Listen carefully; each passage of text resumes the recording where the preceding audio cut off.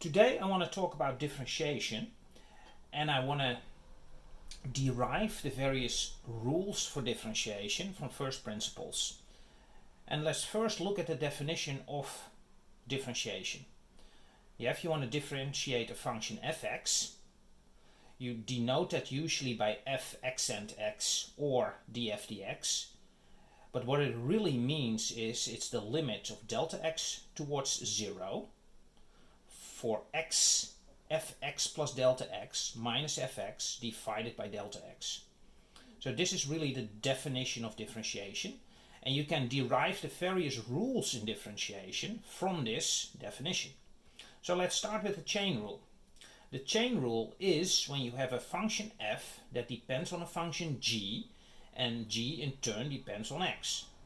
So you have df gx dx, which is essentially, from first principles, the limit delta x to 0 of f gx plus delta gx, right, minus f gx divided by delta x. The only thing I did was fill out, essentially, the definition and used g instead of x. And that's what you see here. Yeah, we can work that out a little bit more, and we can say, okay, we have this f gx plus delta gx minus fx gx divided by delta gx times delta gx divided by delta x. You can do that, right? You just multiply by delta gx and divide by delta gx. Now, if you look carefully, this is nothing more than differentiation of df towards g, right?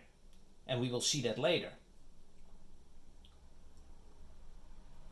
Delta gx here can be replaced by gx plus delta x minus gx. That's essentially delta gx, right? And you divide that by delta x. So as I stated before already, this is nothing more than the differentiation of df towards dg, which you see here. And this is nothing more than the definition of g dg towards dx. So now you can see that the chain rule is nothing more than the product of differentiation first towards g and then from g towards x. Yeah? So that's the chain rule. So now let's take a look at the product rule. When you have a product of functions, fx dot gx, so fx multiplied by gx, and you want to differentiate that towards x. Again, from first principles, you can write that out. You can say, okay, limit delta x towards 0, fx plus delta x times gx plus delta x, right, according to first principles, according to the definition, minus fx dot gx divided over delta x. Yeah, and you can write that out a little bit. You can say, okay, I'm going to subtract fx gx plus delta x, and I'm going to add in the fx gx plus delta x. Yeah, which gives you exactly the same result, but you just subtract it and added in a new value.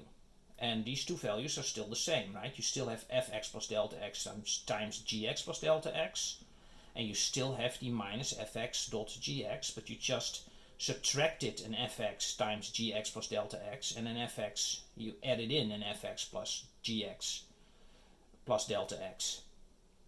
Yeah. So you can now see that you have here an fx plus delta x minus fx times gx plus delta x. You can see here that you have an fx. If you take fx out, you get a gx plus delta x minus gx. And you divide it all by delta x again. Now you can split them up. You can essentially say, okay, I have an fx plus delta x minus fx divided by delta x, these parts, times gx plus delta x here. And you have a part where you have an fx and you have a gx plus delta x minus gx over delta x. And if you now take the limit, you will see that you indeed have a dfx dx here. Delta x goes to 0, so here you get gx. Here you have fx, And this is the definition of differentiating towards g. So you have dg dx. Yeah? Or note it's slightly different in the different notation. F accent x gx plus fx g accent x. So that's the product rule. Now the coefficient rule, the next one, is essentially the product rule. Yeah? So we write it out as such. If you have a coefficient dfx over gx, you have this coefficient dx. You can essentially say, okay, that's dfx dx times, that's the rule we learned before, 1 over gx plus fx times the derivative of 1 over gx dx. Yeah? And if you work that out, first term stays the same. Second term is you have to differentiate this towards x, which is essentially a g to the minus 1, right? So you get minus 1 over gx squared times g dg dx, right? You work that out, you make the denominators the same, g squared x, and you get f accent x times gx minus fx dot g accent x over gx squared. And that's the coefficient rule. Yeah, so from first principles, we essentially derived all the rules. So now let's do some examples to get a feel for how that really works in practice. So we start with differentiating fx, and we do that from first principles, and then we differentiate fx equals 1. So here we differentiate fx equals x, here we differentiate fx equals 1, and then we're going to differentiate fx in two different ways, where fx is x to the power of n. So first, from first principles, dx. So you get fx plus delta x, these are the various ways you can write it, minus fx over delta x, which is essentially x plus delta x, because it's x, right? Fx is x, so you get x plus delta x minus x over delta x. The x is full out, you can divide delta x, and you get 1 as a result. Same for 1. If you do fx plus delta x minus fx, and fx plus delta x is 1, then it means that, or if fx is 1, fx plus delta x will also be 1, and therefore you get a 1 here, minus fx, which is also a 1, subtract the 2 and you get 0. So if you differentiate fx equals 1, it will result in 0 from first principles. Now we can differentiate x when fx equals x to the power of n. And we do that by using the product rule. We say x to the power of n is essentially x times x to the power of n minus 1. And therefore we can say we differentiate x first, which is 1. We rewrite x to the power of n minus 1 according to the rules we derived before, plus x. Now you rewrite this one originally and you differentiate x to the power of n minus 1 to dx. Yeah? So if you work that a little bit out, you can say, well, that's essentially x to the power of n minus 1 plus x times, again, x times x to the power n minus 2. And again, you're recursively going to use the product rule again. So you get x to the power of n minus 1 here, plus x times, and then you're going to differentiate this, which is essentially 1 times x to the power of n minus 2, plus x times the differentiation of d to the x power of n minus 2 over dx. Right? And if you work that out, you get 2x n to the minus 1 to the power of n minus 1 plus x squared dx n minus 2 over dx. So if you differentiate it twice, you will see that you get a 2 here, and you get a 2 here, and you get a 2 here. So if you would continue that pattern and you differentiate n times, you will see that an n will pop up here, right? N to the power of x, or n times x to the power of n minus 1, plus x to the power of n times the differentiation of x to the power of n minus n, and x minus to the power of n minus n is x to the 0, which is 1, and we saw that differentiating 1 equals 0, so this whole term goes. and you are ending up with n times x to the power of n minus 1. So from first principles, now you differentiated x to the power of n, and this is the result. And we can do it in a different way too. Using the binomial theorem, we can also do the differentiation. And we can do it as follows. Again, from first principles, fx plus delta x minus fx over delta x in its limit. Fx plus delta x in this case is x plus delta x to the power of n minus x to the power of n over delta x.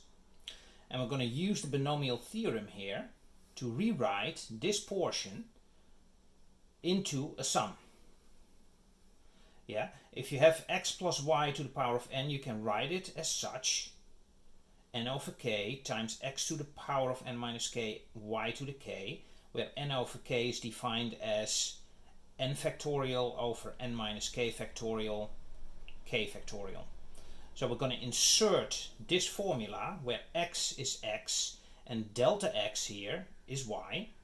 So we're going to fill that out here, and you see that you can write it as from k to 0 to n as a sum, n over k, x to the power of n minus k, delta x to the k, minus x to the n. Right?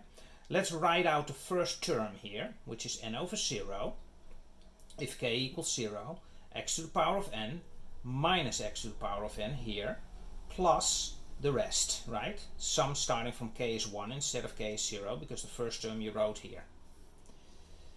Now n over 0 equals essentially n factorial over n minus 0, which is n factorial, right? So that falls, that results in 1 over 0 factorial, which is 1.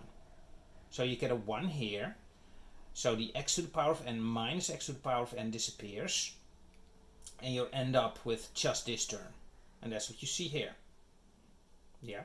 Now let's write out the first term, which is n over 1, if k equals 1, x to the power n minus 1, times delta x to the power of 1. All the higher order terms, k equals 2, k equals 3, etc., will disappear because you get a dx squared, for instance, if k equals 2. You divide that by delta x, you're ending up with a delta x term in its limit that goes to 0. So all higher order terms will disappear. So the only term that remains is this first term.